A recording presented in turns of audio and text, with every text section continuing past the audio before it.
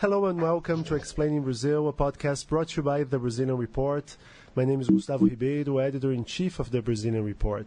In this space, we will talk about politics, economics, and social issues from Brazil. And as usual, I'm joined by Chiara Long, staff writer at the Brazilian Report. Hello, Chiara. Hi, Gustavo. Today we're going to talk about fake news. Yeah, it's a problem everywhere in the world, but Brazil's elections could be worse affected than others. Brazil has 122 million Facebook users, making it the company's third largest market. Skewed facts are probably a well-established part in any election campaign, but there is no denying that social media has accelerated misinformation speed and extended its reach. None of this is helping as Brazil faces its elections in October this year. The country is due to elect a new president and two-thirds of Congress. With no clear favourite at present, the rapid online spread of falsehoods is only adding to pre-existing polarisation. This is where social media's algorithms slip up. Showing users what they want to see and prioritising content based on how much interaction it gets means that fake news is adding to the gap between Brazil's right and left voters rather than bridging it. Bots, too, can exacerbate this. They keep topics relevant on social media by providing interactions that trick algorithms into thinking that people are talking about something. And fake news is far more likely to gain traction than real headlines. One study from MIT found that fake stories were 70% more likely to be retweeted than real ones. With 49% of Brazilians getting their news from the internet, that could be some bad news. But Brazil's online ecosystems have a stumbling block that doesn't even factor when it comes to investigations into the US's 2016 elections or into Brexit. Plenty of rumours here start via WhatsApp and migrate to other social networks before making headlines. It's perhaps the biggest platform for spreading fake news with 120 million users in Brazil.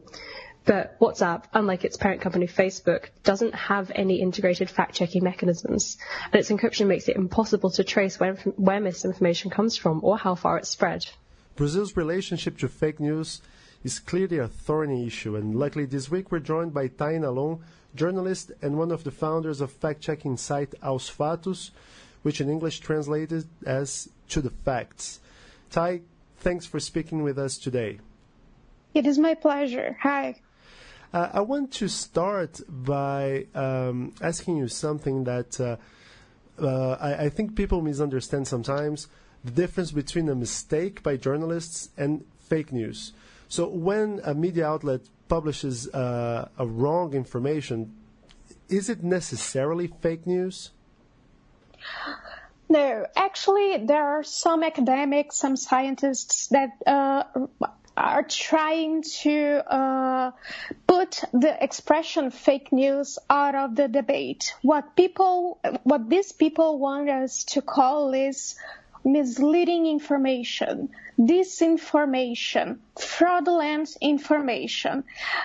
They want us to call it something else because they want us to understand that fake news is just a piece of the problem. The problem is way broader than it is, which means fake news are those news that are produced in order to deceive the readers, either by making money of it, either by favoring a politician, some kind of side of the political debate. A mistake made by a news outlet, by a journalist, is not fake news. It's just a mistake. If you're reading a newspaper that has a commitment to be transparent, they will admit that they have made a mistake and they will correct it. Tai, what sort of problems do you think fake news is causing in Brazil currently? Are there any particularly memorable rumors that you've tackled recently? How do you deal with that? It's kind of difficult because one of the most known platforms, most popular platforms in Brazil, it is not Facebook, it is not Instagram, it's not Twitter, it's WhatsApp. And WhatsApp is a close it's encrypted and no one knows where an information came from. So it's really difficult to tackle this kind of problem because it is a source of fake news and misleading news and disinformation, and no one knows who are creating it. No one knows who is spreading it and for which objective they do that. One of the elements that raises more doubts about the veracity of a news article is that the journalist, which is responsible for the text, doesn't explain how he got certain information, which means that people, they don't know how journalism is made in Brazil. They don't know what are the trustworthy sources. They don't know what are the references. They don't know how the journalist got to that information. So they are not aware about how long it takes and what is the cost of having a trustworthy information. And most of all, that they need to fact check by themselves some kinds of information they receive through WhatsApp. So WhatsApp's a problem mostly because people don't know how to consume the news they receive through WhatsApp. And they don't go to trustworthy websites to fact check them or to read the news. It's some kind of a new habit people are growing about reading things on WhatsApp instead of reading it on trustworthy websites or on TV or news TV or on radio stations. So it's some kind of new phenomenon, I think. Are there any particularly memorable examples of rumors that you've tackled, Tai?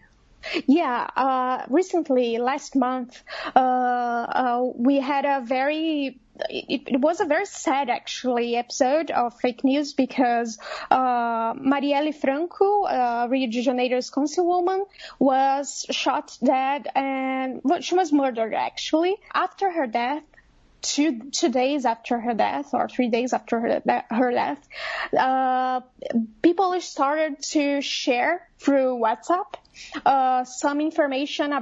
some false information about her being linked to crime, actually, that she was married to a former drug dealer, very famous drug dealer here in Rio, which was called Marcinho Viper. A judge in Brazil, in Rio, actually, shared this kind of information on Facebook. And a representative from Distrito Federal District here in Brazil, also tweeted information saying that Marielle was linked to crime and was financed by the crime and was married to a drug dealer. So this kind of false information is spread like wildfire. And we fact-checked that. And in just one weekend, a Saturday and a Sunday, we had more than 1 million accesses in our website when we debunked those information saying that no, she wasn't married to a drug dealer. She wasn't financed by the drug traffic. We didn't have any information on that, about being financed by that. We don't even have information about who killed her still, but people were making assumptions about something that wasn't clear and was completely false at that time and still is. People were aware that they needed to debunk that kind of fake news. It was somehow a mobilization from people in Brazil trying to fact check that information and after that to share fact checked information. Tai, we spoke a few months ago about movements by the electoral courts to try and stem the flow of fake news before the elections. But from what you're saying, it sounds like that's maybe something that is beyond their remit, and maybe shouldn't even be a part of it in the first place. So do you think that this is something that should be their responsibility at all? The kinds of measures the government and the electoral court are trying to take, they are not either sufficient to tackle the problem, or they are even authoritarian in some ways, because we as fact checkers, we don't believe that any kind of law that makes people that criminalizes spreading any kind of content on the internet, put aside fake news, because fake news, as I said before, is something that we don't know even what it is exactly. Fake news is fraudulent content made with intent to make people be deceived, right? But it's not a mistake by a journalist. So who will understand, who will decide what fake news is? I'm aware that besides your robot against fake news, you also launched a comic strip explaining to people how they should proceed when being exposed to a piece of news. Can you tell us pretty quickly, like, what are the steps that you have to do to verify if the source of information you're getting is reliable or not? Simple steps to avoid being misled by fake news. We launched some kind of comic book. It's a 8-page, I think, comic book on how to fact check and not fall for fake news, right? The name is Red Fact Doesn't Fall for Fake News. And we have 7 tips to help you fact check information that you receive on WhatsApp, but on Messenger or Facebook or Twitter, it applies to any kind of information you eventually receive and you have some doubts on it. You have to check the source. You have to make sure you know where it comes from. It doesn't matter if you have received just a title, right? You have to Google it, for instance. You have to go to newspapers that are trustworthy, traditional press. They are there for a reason still. I know people can be some kind of skeptical about traditional press, but it is a legitimate source of information because journalists that work there, they have a method and they are responsible for the information they spread. There are some websites that copy the layout of the major newspapers like New York Times, ABC, I don't know, and instead of being like ABC News, they say they are ABCD News. There's other tip that you have to read the full story. I know it is obvious, right? It's kind of lame just say, please read what you're actually sharing. But people sometimes they only read the title. So news stories have rules to pass the credibility test. They check for sources. They say which sources, or at least they should say which sources they are based on. They base that information. They have some kind of language process. So a text that uses too many adjectives can be offensive, and it's not something that trustworthy websites or newspapers or magazines they are used to use. They don't have this kind of protocol, perhaps. There are plenty of tips that this cartoon address, and it's important for anyone really to know. And people can access that on aosfatos.org.br. Exactly. .org. And one question, because you mentioned a couple of times during our conversation the need for transparency by media outlets to recover some of the trust that these media outlets, these traditional media outlets, have lost. Do you think that the Brazilian press, just to stay in Brazil, is doing its homework? It's reaching out to readers and showing more transparency, showing how they do what they do and why it is important to have strong media organizations? They are aware that they are losing credibility because of it, but they don't have the resources, financial resources, or even the professional resources actually to tackle this kind of problem. So we have a problem. The news, they are not talking to people in a way that they convince those people they matter. Right? That journalism, as professional journalism with method, which is accurate, which is made by professional journalists that are trained and specialists on some kind of subjects. I mean, they are not they are losing the battle on credibility, and they have to tackle that. They are aware of that. They aren't making enough efforts to solve the problem. Just to go back to something that you mentioned there, Thay, resources. Surely fact-checking, the sheer volume of falsehoods or misinformation that comes up on social media every day is a huge challenge for fact-checkers like yourself. Do you have any ideas about solutions to that?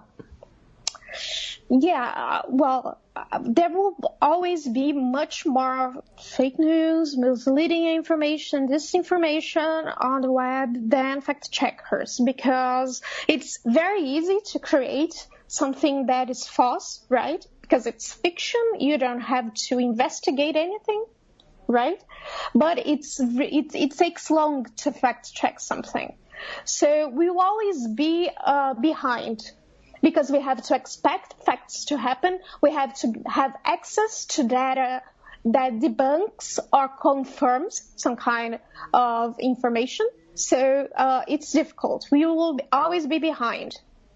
What we have to try is to develop two crucial models for fact checkers. The first one, artificial intelligence. We have to be able to find pieces of misleading or potentially false information more fastly, because technology helps us doing that. It can help us on that. It's still really premature, but we are trying to make things accelerate in order to tackle the problem faster. But we also have to educate people. It's not sensible to rely only on fact checkers to find trustworthy information. People have to fact check by themselves. They have to know how to read the news, how to be skeptical but not cynical, right? People have to know what are the basic trustworthy sources. If they are in doubt about something, they don't need to share that. I mean, it's not that they don't need, they can't share that. People have to be aware that sharing something they are not sure that is true can be maleficent, because it can reach people they don't even know. And they don't even know what those kind of people can do with those kind of information that is misleading. So it's something that you have to rely on. One, education. People have to help. People have to be. We have to teach people and guide people how to fact check by themselves, but also we have to create technology that help us fact check and mostly share trustworthy content, because it matters, because it has value, and it can change lives. It can change how you perceive the reality and be more secure about using social media, about talking to people, about taking decisions about very relevant things such as voting, but as well as taking a medicine, going to a place which you don't know if is safe or not. I mean, there are many advantages. There are many things that you can do if you have the correct information, the trustworthy information, and of course, if you know that you are receiving and consuming trustworthy information. Thank you, Tai. We are out of time, but I'd like to thank you for joining us. And thanks to all of our listeners this week. We're glad you joined us. If you like what you heard, please take a few minutes to check out our reporting at the Brazilian Report. You can find new pieces on Brazilian politics, economics, and society every day on our website, and that's Brazilian.report. We'd love to hear your thoughts about this podcast, so please do get in touch and let us know what you think, or your suggestions for what else you'd like to hear us cover. You can reach us via the Brazilian Report's website or our Twitter. Our handle is @Brazilian Report. This podcast was written by Chiara Long and produced by me, Gustavo Ribeiro, for the Brazilian Report. That's all for now. We'll see you next week. Kidim babap kidim bobap kidim bobap kidim bobap kidim babap kidim babap kidim babap kidim bambi bap kidim bing bing dang dang dang dang dang di kudim babam bidom bam babam bidem bidi bam bidam